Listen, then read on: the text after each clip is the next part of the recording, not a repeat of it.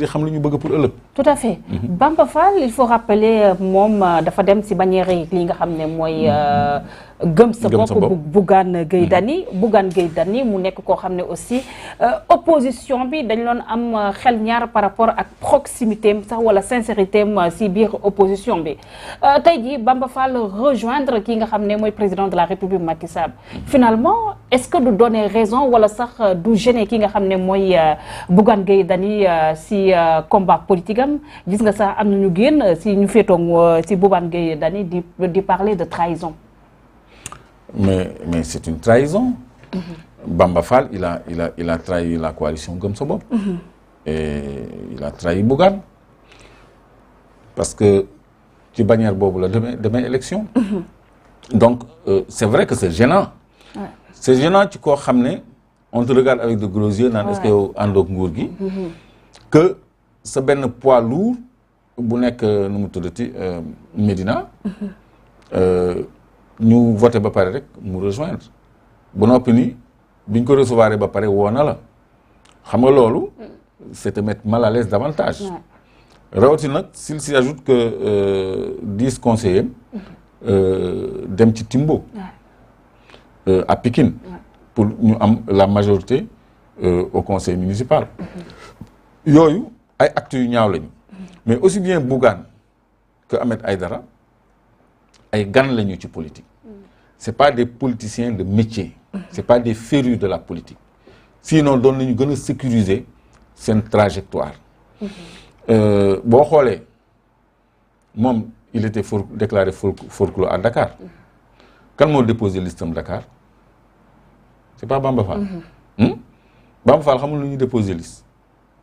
Bamba Fall mën na déposer liste bu baaxul mais moom bosam baax na. moom bosam baax na mais bu Bougane baaxul xam nga yooyu yëpp kenn indiwu ci benn jàngat. tout à fait. ah c'est pas drôle hein. yaa ngi rigoler mais c'est pas drôle. après coup ngay soog voilà. waaw mais c'est-à-dire les gens ne gars yi enfin duñu analyser à chaud. xam nga ñoom plutôt à chaud rek la ñuy analyser mais duñu analyser de façon pointue. profondeur. parce que man loolu. Bamba Fall nga xam ni parti socialiste la juddoo. étudiant élève socialiste ba nekk maire Médina. dafa mbapat de. xamul nu ñuy waaw. xamul nu ñuy déposer liste. xamul ñaata conseiller ñaata suppléant mooy dem. quand même c'est trop fort le café ça. Donc léegi où en étais-je donc ñoom. jeune bi. c'est gênant que Bamba Fall dem fële.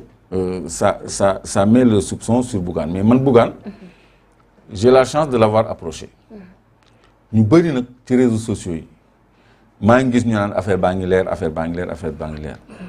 mais man daal jusqu'à preuve du contraire Bougane bi ma xam c'est un homme ancré dans l'opposition. Dans l'opposition nag il y a des conflits, il y a des gens qui s'entendent pas. On a vu Thierno Alassane Sall ne peut pas se mettre avec Wallu Sénégal. Pourtant, c'est un opposant. On peut le soupçonner d'être un pro-Macky. Mais il y a des incompatibilités entre certaines figures de l'opposition. Am na ñoo xam ne mënuñu jëflante. Duñu nekk à l'aise pour jëflante. Là, on va aller vers une plus large coalition de l'opposition. En tout cas, loolu la nit ñi di ñaan. Mais dina am ñoo xam ne voilà duñu leen ñeme dugal am na ñoo xam ne duñu bëgg ànd ak ñii dañ naan man du ma ànd man vivre naa loolu dans le front national de résistance. am na ay sièges u parti yoo xam ne bu ñu fa naree tenir réunion nii dañ naan man du ma dem siège u parti diw. c'est compliqué loolu moo taxoon ñun ñëpp ñu doon dem chez Pape Diop Bokk Gis Gis. parce que il faisait l'unanimité. ñii dañu ni man du ma dem siège u Pastef ñii ni man du ma dem siège u PDS carrément. On a même loué ay Fun City pour tenir ay réunions. Pour rek éviter ce problème-là. Donc susceptibilité yooyu yëpp day am ñun suñu biir dans l'opposition. Donc bu fekkee ni nag y a des gens qui font le saut vers Benno Bokk Yaakaar en plus ça complique les choses mais man Bougane en 2019 bi ñuy xeex parrainage la am conviction qu'il est ancré dans l'opposition. waaw ak ni ñu koy def nii di jéem a tëj teleem di jéem a dagg ay tànkam politiquement laa xam ni il est ancré dans l'opposition mais am na loo xam ne nag day nuroo nii rek ñu jàpp ko mais il faut que les gens fassent très attention pour ne pas faire un jugement hâtif et pour ne pas causer de tort. Voilà mu ngi noonu.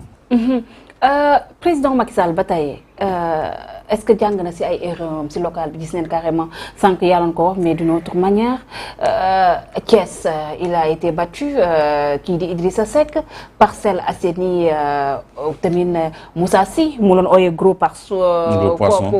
poisson il a été battu ak yeneen zone yoo xam ne kii di président Macky Sall dafa récupérer woon ñi nga xam ne mooy ay transhumants tey jii mu mel ni comme ba tey mu ngi si logique am récupérer ay transhumants ak kii nga xam ne mooy kii di Bamba Fall est-ce que bu continuer nii avec cette politique lii nga xam ne mooy élection législative yi du gën a métti si moom.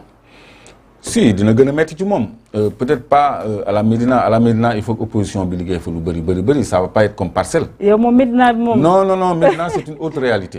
non kooku xoolal je le dis à l'attention de l'opposition pour ñu bañ a nelaw sur leur laurier pour dire bon Bamba Fall dañ koy rey parce que war na non. ça va pas être aussi simple que ça parce que j'ai dit Amadou Diarra il a rempli à Pikine. et il est allé à Benno Bokk Yaakaar. donc c'est pas acquis d'avance il faut travailler léegi Macky Sall. il est dans sa logique de corruption politique xam nga du yëpp ko moo tax ma ni c'est le premier corrupteur politique du Sénégal parce que moom loolu mooy démarche am. ba noppi dafa respecté wul waa Benno Bokk Yaakaar ci seen bopp. wala waa APR. waa APR ci seen bopp. parce que day jël ay transhumants teg leen seen kaw. loolu moo koy indil ay vote sanction. c'est normal. donc c'est l'APR qui vote contre l'APR. parce que y a l'isoloir. du conseil municipal boo xam ni ñëpp dañuy yëkkati seen loxo wala assemblée boo xam ni ñëpp dañuy yëkkati seen loxo nga xam kii ban sens la voté donc et même dans les assemblées les votes doivent être secrets. loolu moom lu ñu vote à main levée dañ ko war a supprimer ci assemblée ak conseil municipal le vote il doit être secret.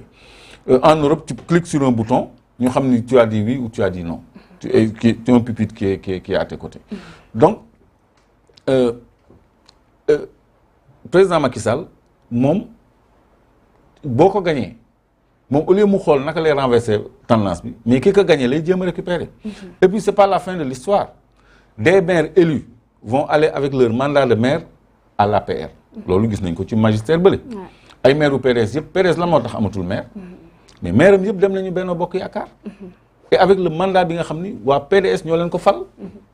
yooyu la ñu war a xoolaat sur le plan des textes et des règlements naka lañ ko mën a juguler parce que loolu aussi mooy travestir volonté populaire askan bi décider yow nga jël say pexe daal di teg leneen loo xam ni méngoowul ak bëgg-bëgg askan bi. donc sur ce coup les législatives comme ñu gisee locales yi du yombe noonu pour ñi nga xam ne ñoo opposition bi rawatina la coalition Yewwi Askan Wi. si day gën a yomb ci parce que les donnes commencent à changer aussi Clédor. Attends je vais te dire pourquoi day gën a yomb ci opposition bi. parce que tey jii man maa ngi dëkk commune Dieuppeul Derklé. c'est environ 4000 électeurs.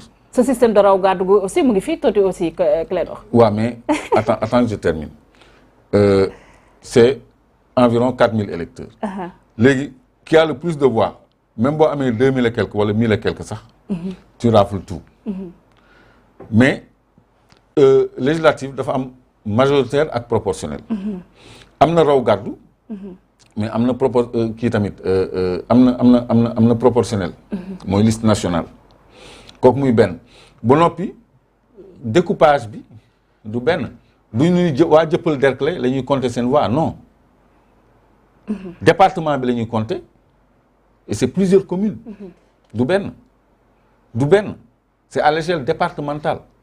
bii c'est à l'échelle communale comprendre donc loolu mooy première différence bi donc pourquoi ma ni day gën a yomb ci opposition bi parce que quand même département clé yi ñoom gagné nañ ko wala ñu bokkul Benno Bokk Yaakaar gagné nañ ko kon tey jii bu ñu defee communication bi war ak liggéey bi war sur le terrain département yu bëri les départements clés opposition bi war na ko mën a jël parce que ñoo gagné Dakar ñoo gagné Ziguinchor ñoo gagné Bignona ñoo gagné Touba Mbacké Diourbel ñoo gagné Thiès Rufisque Guédiawaye et Benno Bokk Yaakaar a perdu à Kédougou a perdu à Tamba a perdu à Kaolack, a perdu dans beaucoup de régions yoo xam ni yeneen liste ñoo fa gagné même Tivaouane sax c'est Diop Sy.